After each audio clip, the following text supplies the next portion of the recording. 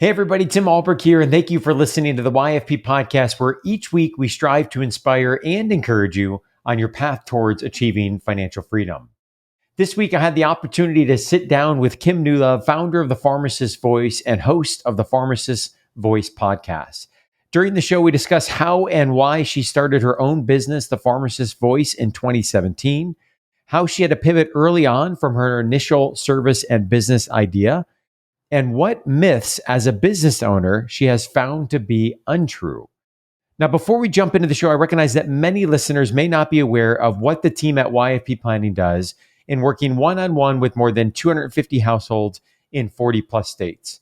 YFP Planning offers fee-only, high-touch financial planning that is customized to the pharmacy professional. If you're interested in learning more about how working one-on-one with a certified financial planner may help you achieve your financial goals, you can book a free discovery call at yfpplanning.com. Whether or not YFP Planning's financial planning services are a good fit for you, know that we appreciate your support of this podcast and our mission to help pharmacists achieve financial freedom. Okay, let's jump into my interview with Kim Newlove. Kim, welcome to the show. Hi, Tim. Good to be here. Well, so excited to have you. It's been a long time in the making. We talked back in the winter, and then we had a chance to connect in person at the Ohio Pharmacists Association meeting. I came on your podcast, and really excited for the opportunity to talk several different things with you. Entrepreneurship. We'll talk a little bit about family. We'll talk about personal finance, and I want to start with your career and some of your career background. So, where did you go to pharmacy school? When did you graduate? And what ultimately drew you into the profession? Okay. If I leave anything out, remind me. I went to the University of Toledo College of Pharmacy. I graduated in 2001 with my Bachelor of Science in Pharmacy degree. Never got my PharmD. What was the next question, Tim? So where you went to school, you answered that. Go Rockets, right? Toledo, That's right. Go 2001. Rockets. When you graduated, you answered that. What drew you into the profession?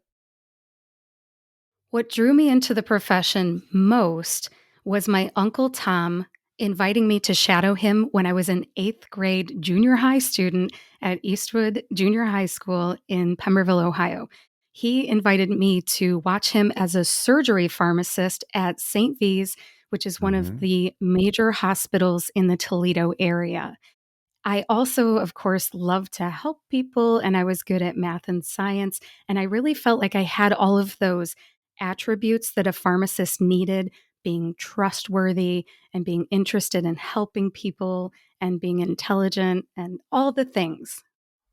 So some of our listeners, they wouldn't be aware, but may be interested in know. We share a Northwest Ohio connection. So my wife, Jess, is from the Bowling Green, Perrysburg area. You're obviously in Northwest Ohio as well. A little Rockets, Falcons rivalry that's going on between Bowling Green and Toledo. So you came in, you snuck in right before the PharmD requirement, right? Because that would have been early 2000s. So you came in right before Right. that. I was one of the last classes to graduate was my class. I graduated in '01, and I think in '04, that was the cutoff. My brother, who's also a pharmacist, graduated in '03 with his bachelor's, never got his PharmD either. And yeah, it's a great school, but yeah, our cutoff didn't end until '04 for some reason. And we're going to talk in a bit about the Pharmacist Voice. And for those that are watching this interview, they can see your background behind you. We're going to talk about the business that you've created, what you're doing, why you started it, what you offer. But before we get into that, give us some of the career journey, because I think this is a really interesting part of your story and your family's story, as we're going to talk some personal finance here in a little bit.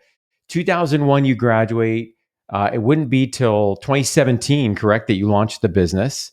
Correct. So give us the Cliff Note synopsis version of your pharmacy career from graduation prior to starting the business. Oh boy. Oh boy. There's some retail in there, some hospitals, some compounding. Trying to think what else. And some behavioral health. I started off working at a small hospital. The schedule wasn't right for me as a newlywed. I got married about 6 weeks after graduation in June of 2001, passed the boards right away. like 2 days before I got married, which was kind of cool. Yay me. Everybody was saying, congratulations on getting married. Did you pass the boards? Yeah. Okay. Congratulations on that too. Then after that, about a year of trialing out, working at a small hospital and the hours not working out, I switched to working for Walgreens, and I worked part-time at that hospital for about 5 months to transition my replacement in. And then I was working full-time at Walgreens for not for 9 years. I worked at Walgreens for 9 years, only worked full-time for about, excuse me, about 1 year. Mm-hmm. And then I had my first child. While I was working part-time at Walgreens, I worked at a small compounding pharmacy, and nobody would know the name. We got bought out by a competitor, but the focus was respiratory solutions for inhalation. And I coincidentally had baby number 2 right as we were getting bought out, never went back to that job. I didn't stop working for Walgreens until 2011. When I stopped working at Walgreens in 2011, our agreement, my husband and my agreement, was that I would stay home for 1 year and then I would start looking for another job. I started looking for another job immediately because I can't follow my own plan sometimes, but I didn't get the jobs that I tried out for. So I truly stayed home for that 1 year. And it was after that 1 year that my husband started getting other opportunities and Mm. climbing the ladder, and I ended up staying at home. Well, fast forward to the year 2015, I couldn't just stay at home, Tim. I had to do something. So I started volunteering quite a bit. I had already volunteered some with the University of Toledo. And while I was volunteering, I got connected with a woman who invited me to be her relief pharmacist in, I think it was October or November of 2015.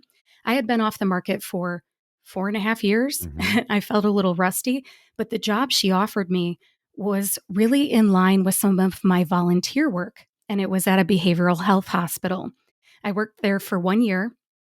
She moved on. I was her relief pharmacist. I didn't feel comfortable staying without her, so I ended that job and I didn't work again until I started my company.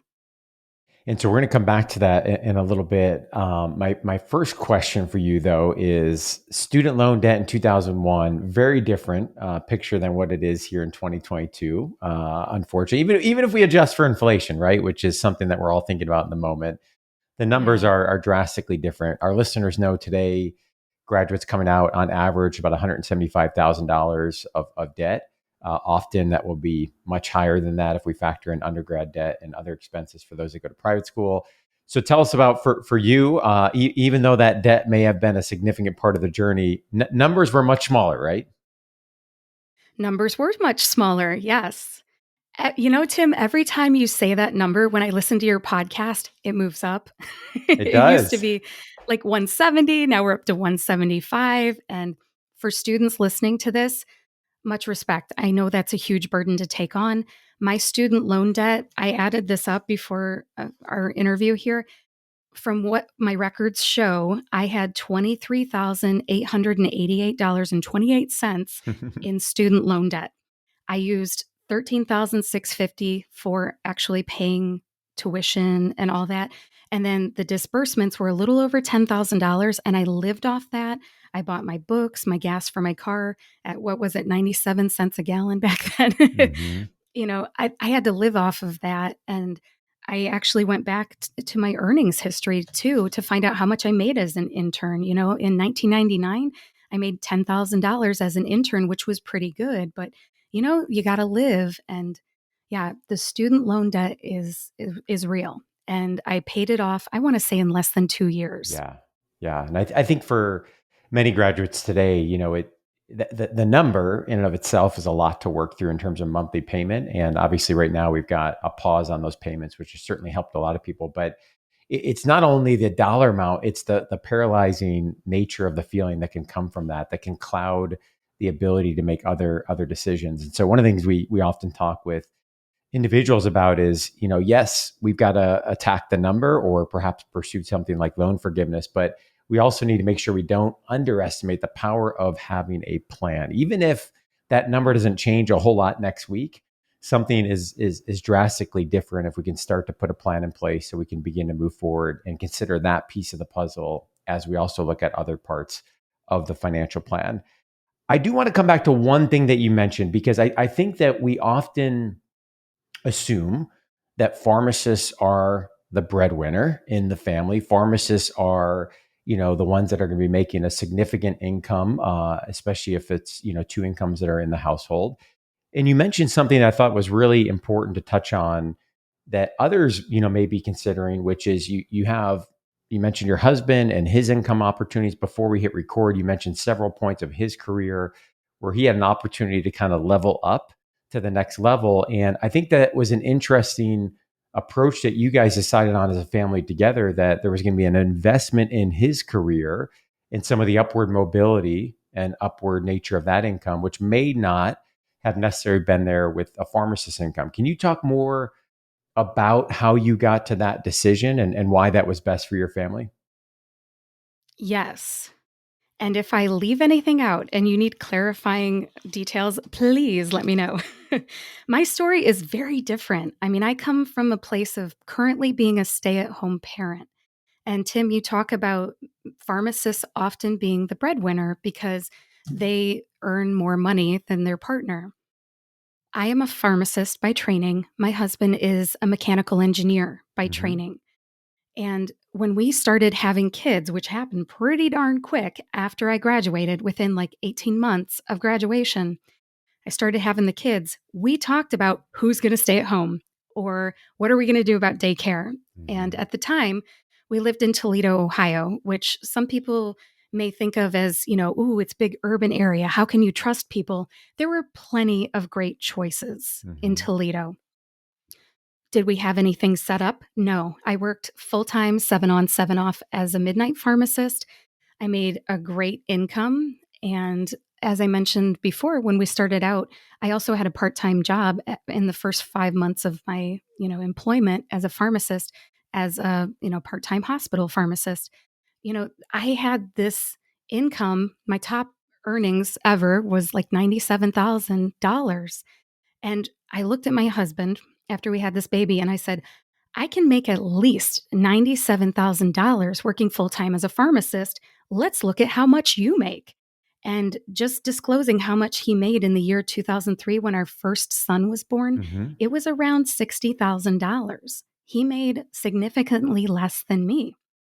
And he said, You know what? I don't have a ceiling on how much I Mm. can make, but you kind of seem like you do. That was something I had never thought of. Yeah. And being the mechanical engineer, a very data driven person, and just somebody who I would actually listen to, I listened to him. And what I did was I became a part time pharmacist, full time mom. Could I have gotten daycare? Could I have gotten somebody to care for my kids? Yeah, I could have. But we decided as a couple that was not what we were going to do. Mm-hmm. Plus, we wanted to have another kiddo in about 2 years. That was just our plan. So I thought, it was pretty hard being pregnant and being a pharmacist, standing on my feet all day with the challenges of going to the Mm-hmm. bathroom and eating and drinking. Why would I bring that upon myself? And I'm exhausted just having a newborn. So we decided his 60,000 plus my going part-time, we thought would be maybe anywhere from 25 to 50,000. That would equal what my full-time income Yeah. would be if I just went out and was the sole breadwinner and he would stay at home and make no income. But you got to keep in mind he had that opportunity to climb up Mm-hmm. the ladder, not just in title but in earnings. Yep. So I took that leap of faith, Tim, and I let my career take a back seat. I wasn't that far into my Mm-hmm. career and I hadn't accomplished that much. Didn't have as much to lose, I guess you could say. So that is one of the factors that played into that. Kim, what really stands out there to me is, even in this case, you decided that for you and your family, it was going to be your career that was going to be, a little bit on the back seat. And obviously, you mentioned your husband realizing that there was perhaps some more upward mobility in role over time. But even if those roles were flipped, right? Because I think there can be a lot of pride that can come through, and especially for the pharmacist that may be listening, thinking, "Hey, wait a minute!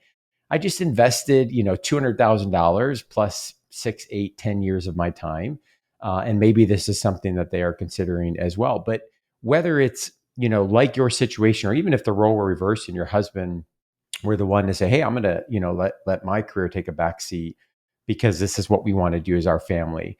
I admire the intentionality, and I'm sure these were in-depth conversations that happened at the time, but really just the openness and the transparency and the intentionality of saying, okay, what do we want as our family? What do we think is best for our family unit? And that could be and is different for many different families. And there is no right or wrong answer. And I think that's so important for everyone to hear. But really, what is it for you that you and your family want? And how do you ultimately be able to set up the infrastructure and the system that works best for you? So I really respect and admire that. And my wife Jess and I have had a lot of those similar conversations along the way as well. You know what's interesting though? So I'm reflecting in 2022. If we think about what a pharmacist is making, today, your theory held true, right? So has a pharmacist's income gone up since, you mentioned the $97,000? It has, but if you factor in inflation and other things, it really has had a ceiling, right? It really has had a ceiling. And I think we're continuing to see that with some exceptions. And there certainly are some areas of practice where that may not necessarily be the case. So my next question for you is, you decide in 2017 that you're going to use your pharmacy background and degree in a very different way, in a non-traditional way, not only in starting your own business, but in using your voice, and under the brand, what would become the Pharmacist Voice. And my question here is, what was the genesis of the Pharmacist Voice? I don't know the answer to this question, so I'm excited to learn the answer. How did the idea come to be, and what ultimately led you to begin down this path of starting your own business? The genesis of the company name, let's start with that. It came incredibly organically because I wanted to take my background as a pharmacist and my speaking voice or my voice in writing and combine them to do something in commerce, creating a company that did something. And I knew I wanted to use my voice. Now, the why did I want to use my voice? That is like the best part. Mm, I have a son with autism. He is currently 19 years old, almost 19 and a half. I can't believe it. And he is nonverbal. And the thing that happens to a lot of people who have a child with challenges happened to me. If you've ever seen people on the news that have a child in a wheelchair and the parent becomes a marathon runner and they mm-hmm, run those marathons together and the parent is mm-hmm. pushing the wheelchair, or if you meet somebody who has a child who ends up being a deaf child, a child that's hearing impaired, that adult, that parent learns sign Yeah. language and becomes an advocate, right? Mm-hmm. And having a person in my life who cannot speak, he cannot read, write, or speak that we know of, it really inspired me to respect my own voice and recognize the power of having a Mm, voice and using it. There are so many people that don't take their passions and their strengths and use them. And you have a responsibility to use your passions and your strengths to do something that matters. And why wouldn't I take my background as a pharmacist and my speaking voice, put them together, and make the pharmacist voice? And I'll tell you, there's so much more that I want to say about that, but I think I should probably pause and just let you ask your questions. Well, I think what I'm really curious about is, you just said that there's so many folks that don't take their passions and their strengths and take action Yeah. on it. And you mentioned responsibility, and I love that challenge, because everyone may have a different passion or strength or different challenge, and may feel that sense of responsibility, and for whatever reason haven't acted on it. And that can look like a million different things. Here we're talking obviously about the Pharmacist Voice and the business that you started. So my question for you is, why do you think people typically are not taking action? Why are they not acting on that responsibility to be able to move forward with that passion, with that strength that they have? I mean, certainly a multitude of reasons, but if we distill it down to a couple, what do you think is typically blocking people from moving forward? Man, Tim, you are so lucky I'm an ESTJ. uh, I am not, I'm extroverted, right? So I'm not really shy about sharing, and I'm a little judgmental, meaning I'm great at making decisions. So why? do people have that problem, that challenge? And I want you to know, anybody listening, I'm not judging you. Mm-hmm. If you have barriers to entry, if you have hangups, I think it might be part personality. And my personality, if you look at the Enneagram, Mm-hmm. if anybody knows that personality test, I'm an 8. I am the challenger. I don't want to say fearless, but I'm the person that sees a problem and takes it as a challenge and wants to conquer it. And I'm not the perfectionist, which is the number one, which is my husband. And he has a hard time with um, his perfectionism. And a Mm-hmm. lot of times I have to point it out to him and say, are you doing this because you don't understand the first step? Or is it because you're hesitant? Or have Mm-hmm. you made a list of pros and cons? I mean, help me understand. For example, he lost his job at a company he was with for more than 12 and a half years in April of 2020. It was April 30th or May 1st of 2020, right Right as at the the start pandemic of, was descending. yeah. Geez. Yep. Yeah, yeah. So being the sport person I am, I wanted to go out there and like a light switch turn on the business and say, "Oh, I'm going to go out and make all this money." But voiceover, what I do, the voiceover industry, it's not like having a light switch. You can't just Mm-hmm. turn it on. But anyways, what gets in people's way is I want to use my husband as an example. He wants to play a matching game. He is a Mm-hmm. mechanical engineer by training. So when he thinks about getting another job, he wants to match the word mechanical engineer, the words mechanical engineer, with somebody who's looking for a mechanical engineer. Mm-hmm. And what I taught him about just all the things that I know from marketing and communications and storytelling is that what you really need to think about is all those things in the ikigai. What do you love to do? What Yep. does the world need? What can you get paid to do? Yeah. All those things. And what do you value? Do you want to have to travel to Asia all the time, which is what he was doing 2 to 3 weeks at a time, up to 5 times a year? It was Ooh. hard on our family. Yeah. So, anyways, that was one of the things, perfectionism. Well, and we know that the matching game and perfectionism doesn't go too well with entrepreneurship or starting something new. No. And so my question for you here is, I talk with many pharmacists, probably one or two a week, that I can tell they're on fire and they're passionate about something. And that something could be, another W-2 job. That something could be, hey, I've got this great idea for a book or for a podcast or, this nonprofit. I had somebody message me recently about an idea they have for a nonprofit or a business idea, whether that's a service-based or a product-based business. But when the conversation moves to, well, what's next? What's next? I can tell instantly the tone of voice shifts.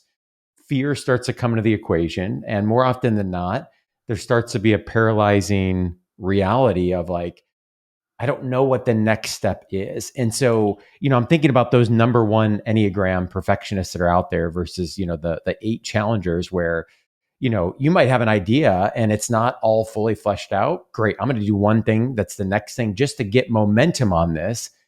And then it'll be messy and it'll get better and it'll get better and it'll get better. I get that, but a lot of people are not comfortable with that. And so my question is for folks that are listening to saying, I have an idea. I want to do X, Y, or Z, but there's 15 things that I'm not sure exactly where do I go next. Like, what advice would you have for them? I mean, even if you think about the Pharmacist Voice and I'm looking at your background and you've got nice logos and you've got services and offerings and web things and courses we'll talk about, that can be overwhelming. So like what is the next step and how do people discern that? Oh, Tim, this is such a great question. I'm so excited to answer this. I had to do this too. I had that problem too. In fact, I have a whole podcast episode about how I funneled all my ideas down to one. Mm. And it comes down to okay, if you can imagine a funnel, Hmm. everybody's listening to this has been to pharmacy school or their students, right? I mean, think about compounding lab and you've got a funnel. Yeah. And in the top of the funnel, it's broader than the bottom of the funnel. And you put all of those ideas down in the top of the funnel and you're going to distill it down to just one that's going to pop out the end. And that's going to be your one that you run with.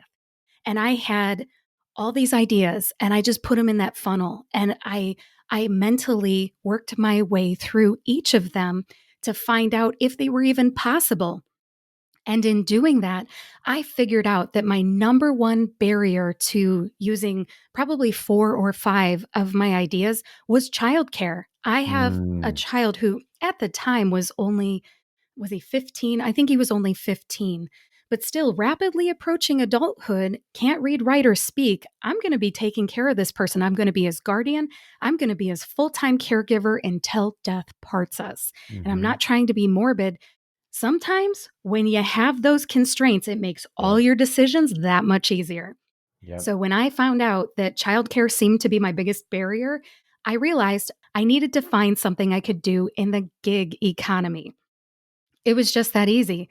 And I knew through my passions, through respecting the voice and wanting to do something with my voice, that heck yeah, I could continue to volunteer when I have time. People don't expect you to show Hmm. up when you volunteer 100%.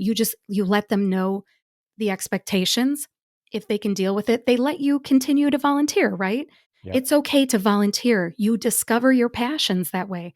But then in going through mentally all these ideas, I figured out that I could not go to people's houses and help them with their medication lists and cleaning out their Hmm. closets. What if they were running late? What if I was running late? Yep. What if there was a school delay or a closing or whatever? I had a sick kid, I would have to cancel on them and then making it up would be so hard. So, anyways, all those things really added up. And then talking to other people, Tim, that's so important.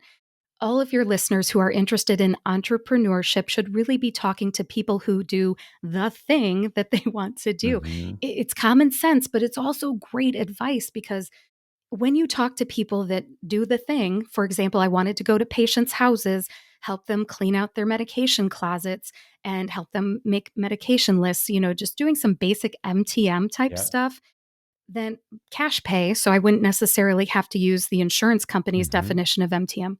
I found out that in Ohio, we needed to have a TDD, a terminal distributor of dangerous drugs license. I think it was a level 2 or Two. something. Yep. You're right. Yeah, in Category order two. to have Hmm. patient data in my home or on my computer. And I honestly, I didn't want to deal with that. So, in talking to Sue Paul, who we Hmm. both know through the Ohio Pharmacists Association, she's an Ohio pharmacist and pharmacogenomics queen, Hmm. I learned some of the issues that she deals with. I didn't want to deal with those issues. So, again, just fleshing out those ideas like, how would I actually make this happen? What are the barriers I would come across? Who already does this? What Yeah. are the challenges and the rewards? And yeah, just fleshing everything out. Out the bottom of the funnel came something where I would use my voice. And I didn't know that I would be in the voiceover industry when I started. I ended up going into voiceover because my original idea didn't even work. So I had to take that original idea that came out of the bottom of the funnel and pivot it to something else, which isn't always fun because you have to admit failure, but you got to have a short memory about it. Kind of That's like right. when you're up to bat and you strike out, you strike out, you still got that third pitch. You might foul or you might have a home run. So just keep swinging, you know? I love That's my that. advice. And no, it's great. And I love the practical, advice that you gave in terms of, the funnel and having the ideas and, talking with others, which I think is not only helps you speak out loud your idea, which gets you thinking about it and more internalizing it more. It Mhm. clarifies your message. Sometimes I'll have a great idea. And more often than not, the day ends, I go home and Jess, I got this idea, and then I hear myself say it out loud, and then 24 hours passes, and I'm like, that was really not a great idea. But it was in my head, and I started to talk it out loud. Or sometimes when I have those conversations, the idea starts to crystallize, or she'll add to it. What about this? What about that? Have you thought about this? And those conversations of people that can help you build upon your idea, that can help you network with other people that have been down that path before is so powerful. But you said something at the end that I think is so integral for people to remember, which is we have to, on some level, be comfortable with and accepting and embracing some failure along the way.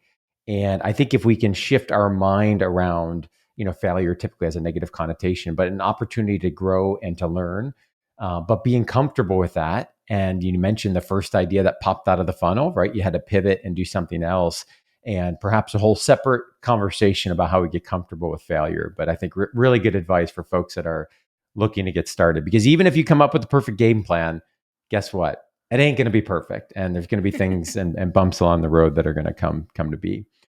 Yeah, you gotta have that abundance mindset. Like, That's there's right. more than one idea here, and it's okay to flesh them out and write them down too and revisit them. Because, like you said, Tim, you may come home and talk to your wife, Jess, and say, I have the best idea. But then when it comes out of your mouth, it doesn't sound so good. But she's kind of like a good sounding board, and she'll Hmm. tell you what's good about it. And maybe you can just write it down. So I hope everybody out there has their own Jess or even a notepad and sleep on it and look at it another day.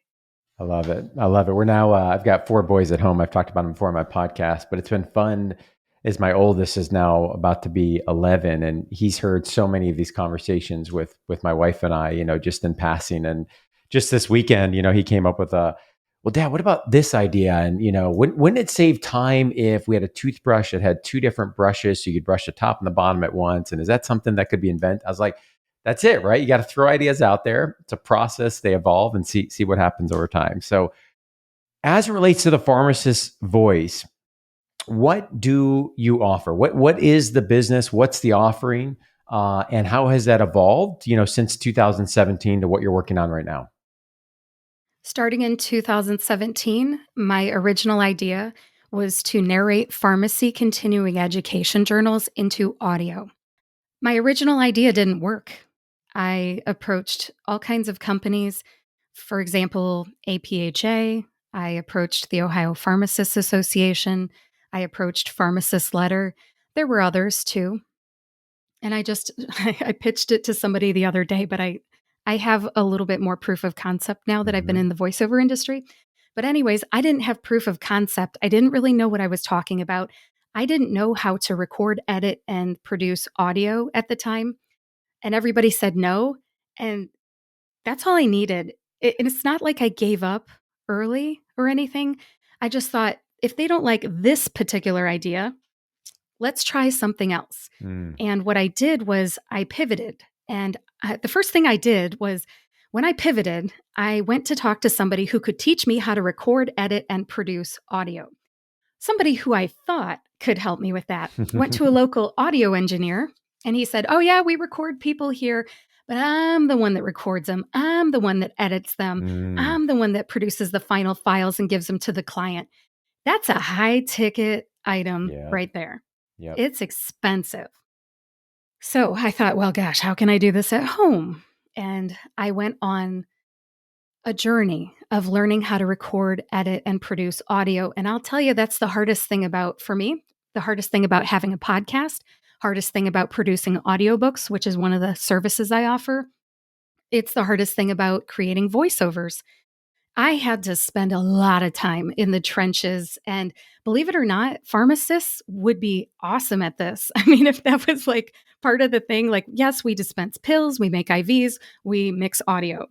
Pharmacists are very detail oriented people. It turned out I love it and I'm great at it. So on my journey, I learned I can record, edit, and produce this. Great. What am I going to talk about? What am I going to produce?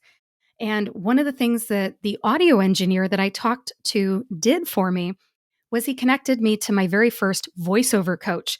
I thought, what's a voiceover coach? I don't know what this is. I don't know if I Hmm. want to do this. But he said, you need to learn how to talk and have good mic skills and all these things. So I went to Nancy Wolfson. If you're going to write this down, just please know that she's more of an advanced instructor, which is what I found out when I started working with her. And she focuses on commercial narration. Hmm. Once I did, I don't know if it was 8 lessons or something like that, I realized I needed to do medical narration because my heart just wasn't into talking about pantyhose and banks and, things that are on the news or not Hmm. on the news, radio ads or television ads. So, anyways, I started working with a different coach, and his name's David Rosenthal, and he's with the Global Voice Acting Academy. Definitely look that one up because they do teach young voice actors if you're interested. And he helped me with medical narration. And he's like, yeah, you can say the words great. And I don't want to paint him in a bad light, but he said things that I needed to hear. He Hmm. said that you basically don't know how to deliver. You know how to say the words just fine. You sound like you know what you're talking about, but then other parts of the delivery are not so great.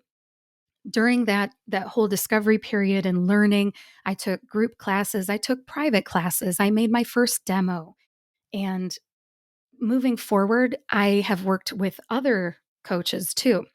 Now, how did audiobooks come into this? Audiobooks came into this because if you can do audiobooks, you can do e learning, which is Mm. what I have learned. That is what I originally wanted to do. Narrating pharmacy continuing education journals into Hmm. audio format is e learning. So I learned how to do audiobooks and e learning at the same time.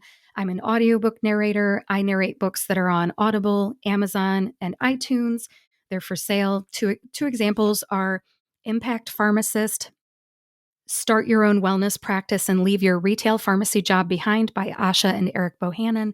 And I've Hmm. also narrated Perimenopause, The Savvy Sister's Guide to Hormone Harmony.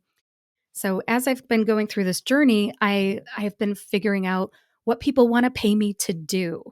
And if you want, I'll totally stop and have you jump in. Well, I like that too because I think it connects back to what we were talking before. Now you've got service offerings, but I'm guessing those have evolved and changed over time as you kind of figure out what does the market need and want, what is the market willing to pay for, what are they not willing to pay for, and then Yes. obviously you start to spread that through word of mouth. And so again, just a great reminder that as folks are getting started with an idea, where you start and where it goes is going to be an evolution. It is, and you're going to look back and say, I can't believe I remember back to my first blog post, November 6th, 2015. I read it recently. Yes, it had a great story of our journey, but wow, like writing had a lot to be, desired for. I think back to the first podcast that we did in 2017. And so it's a journey, it's an evolution. And I'm hopeful that we'll say the same thing, 5 years down the road as well. And if folks want to learn more about the work you're doing at the Pharmacist Voice and the offerings you have, they can go to thepharmacistvoice.com. We'll link to that in the show notes as well. And you mentioned your summer project before we hit record is you're working on an online course. Tell us more about that. Yes. Thanks for the opportunity. If you go to kimnewlove.com, you can see my current online course offering. It's a drug name pronunciation course, believe it or not. And it's called Pronounce Drug Names Like a Pro. The next online course, which I have not released yet, but it will be on kimnewlove.com, hopefully by the end of August. That's my goal. It will be a behind the scenes look at the Pharmacist Voice podcast.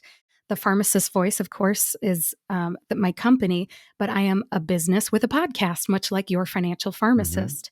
So the name of my podcast is the Pharmacist Voice podcast. And a lot of people ask me all the time, how do I start a podcast? Mm-hmm. How do you make your podcast? So, this is going to be how I make my podcast, not how you need to make yours. Because a lot of people just want to know what goes into it. What does it look like to edit audio? Because you're taking a visual representation of something you can hear, and not everybody really understands how you can manipulate something that you can see, but you end up hearing it. It's really something. So yeah, that's my summer project, Tim. Thanks for asking. Well, I'm looking forward to that coming out because I have a lot of folks that I talk with that have interesting ideas or are thinking about starting a podcast, and they often, Mm, get hung up in some of the what equipment should I use and what platform should I use to record, and there's a million options that are out there, and I like your yeah. approach of kind of a behind the scenes of what you're doing, which I think will give people some structure and some hooks to be able to hang some things on, but not necessarily the only way to be able to do or release a podcast show. Yes, I agree. And Tim, just to add something real quick, that hopefully is going to feed into me training pharmacists or healthcare providers, small cohorts at a time, how to start their own podcasts if there is interest. So send those people my way. I would love to help them. It'd be kind of like a white glove type thing where you have an idea Yeah, of it's what you want cool. to do and you want to flatten that learning curve. I can totally help you do it. I mean, I have my own podcast. I'm on episode 160 something. I know how to Love do it. this. Love it. I love it. One of the things I wanted to ask you about is, I personally feel that we're in a period of time where there's somewhat of an over glorification of entrepreneurship. And I love entrepreneurship. I think it's something that, the skills that are within owning your own business and starting your own business are things that everyone can learn something from, whether or not you have your own business. So obviously, I'm a huge fan and have really found great benefit in my own journey. But I think there are sometimes some myths that come to be with owning your own business that people think, oh, well, if I just own my own business, like everything would be okay. So my question for you is like, is there a myth or two that you have found in your own journey in owning your own business that you'd like to share with the audience? Oh my gosh, how many do I get to share? Go with it.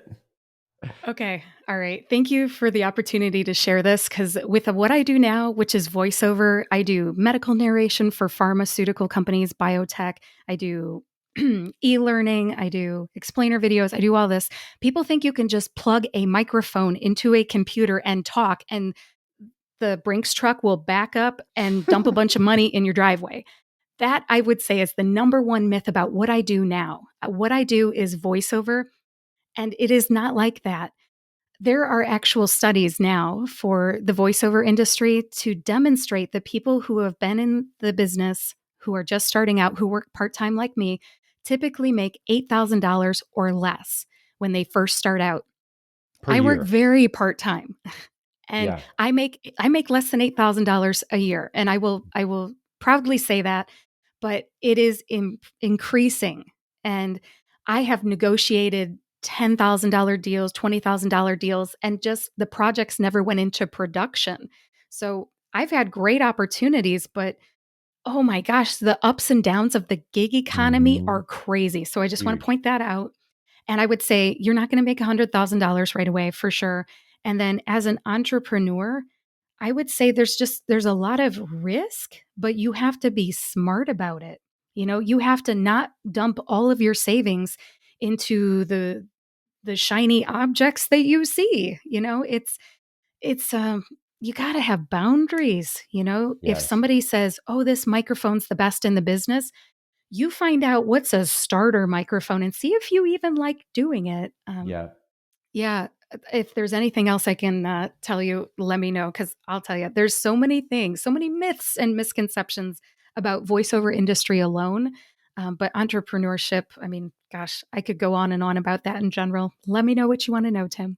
Smart risk is resonates with me. I tend to have some shiny object syndrome myself. I think many entrepreneurs do, and it could be a new piece of equipment, it can be a new piece of software, right? A new solution, a course, and I think one of the challenges as you continue to grow in your business journey and you grow your network and you talk with other people, inevitably you come across conversations like the one we're having, and someone may say, well, I use this tool or I use this software, I use this. And you're like, oh, like I need that, right? I need that piece of equipment, that piece of software. And so, sometimes the answer is yes, that's going to be a valuable solution, but really taking smart risk and making sure you're staying on course with the core offering and not getting distracted by that, I think is really, really smart.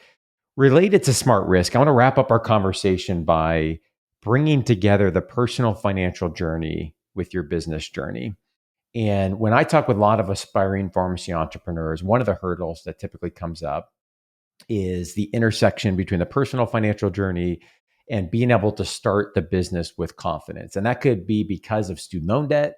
That could be because they have, a young family and there's lots of competing financial expenses. That could be because they feel like they're behind on retirement and they don't feel like they're in a financial position of strength to be able to lean into their business idea. And so my question for you, as you started the journey in 2017, how did your personal finance plan intersect with your ability to start the business and to feel confident making that jump forward?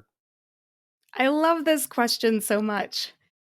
Oh boy, we took Financial Peace University, the Dave Ramsey class at our church in 2013.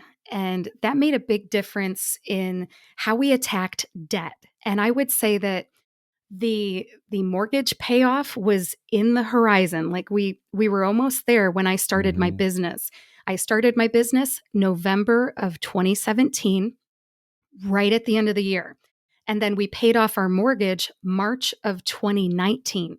Having that financial freedom and really honestly extra space in my Mm. mind to let myself dream about what could be was huge. Hmm. So I would say we started off investing in our futures through 401ks and Roth IRAs early. Okay. My husband, as soon as he got a job that had a 401k, I believe he was at least doing employer match and then eventually maxing out. Currently, maxes out. I think 18,500 is his current contribution per year. And that's the maximum I believe he's allowed per some law, right? Right, Tim? It's up a little bit in 2022. 20, I think it's a little bit north of 20,000, 20,500. But he Okay, I'm may, sure he'll be there soon. depending on what. Yeah, he probably is. Probably is. Yeah. Yeah, but then I had my Roth IRA that I started in college because we had a speaker come to class and during our management and marketing class. And that guy, I just called him up afterwards and I said, "Hey, you want to be my planner?" And he did. He became my financial planner. His company is still my financial planning company 22 years later. And I have all that growth and that trust and that relationship. So slow steps to building the financial plan. You mentioned in Yeah. 2017, specifically the business, having that home paid off was a big part of feeling confident to have the Yes. margin to get the business off the ground. And I think that's great because I think sometimes, and every business is different, right? If somebody is developing a product based business or a business that requires a lot of inventory, there might be a lot more upfront costs. I think Hmm. of what we started at YFP. I believe of what you've done as well. Certainly some upfront costs, but maybe not to the magnitude of a product based business where you may need to have some more upfront capital. But nonetheless, need to have a solid financial foundation in place to be able to make that journey and to do it with confidence. Yes, thank you for summarizing that. I feel like there's so many little details that I could bring up, but yeah, I don't know if you how much into the weeds you want me to get. I think that if somebody is going to take a risk, a calculated risk and start a business, you need to do your homework. I did my homework to find out, once I discovered the voiceover industry, can I afford to do this? And I found out that the microphone that I wanted was only like 199 bucks. I Yeah, needed a stand, but I needed training. It was like $200 a pop that for an yeah, hour. I needed a demo. It cost X number of dollars. And without a mortgage, we had that that's available right. capital and we were still investing. And yeah, over time, the investments, I mean, if you are faithful and you have a good strategy, you will eventually get closer to your retirement goal, but you need to have a goal in the first place and you got to Right. start somewhere. And I highly recommend that Dave Ramsey Financial Peace University and also getting somebody that you trust to help you with your journey. Great advice. Kim, this has been a lot of fun. And I appreciate you taking time to come on the show. Again, for folks that want to learn more about what Kim's up to, you can go to thepharmacistvoice.com or also visit kimnewlove.com and keep up to date with the newest course that she's working on starting a podcast. So, Kim, thanks so much for coming on the show. Thank you for having me, Tim. Take care. As we conclude this week's podcast, an important reminder that the content on this show is provided to you for informational purposes only and is not intended to provide and should not be relied on for investment or any other advice. Information in the podcast and corresponding materials should not be construed as a solicitation or offer to buy or sell any investment or related financial products. We urge listeners to consult with a financial advisor with respect to any investment. Furthermore, the information contained in our archived newsletters, blog posts, and podcasts is not updated and may not be accurate at the time you listen to it on the podcast. Opinions and analyses expressed herein are solely those of your financial pharmacist unless otherwise noted and constitute judgments as of the dates published. Such information may contain forward-looking statements which are not intended to be guarantees of future events. Actual results could differ materially from those anticipated in the forward-looking statements. For more information, please visit yourfinancialpharmacist.com/disclaimer. Thank you again for your support of the Your Financial Pharmacist podcast. Have a great rest of your week.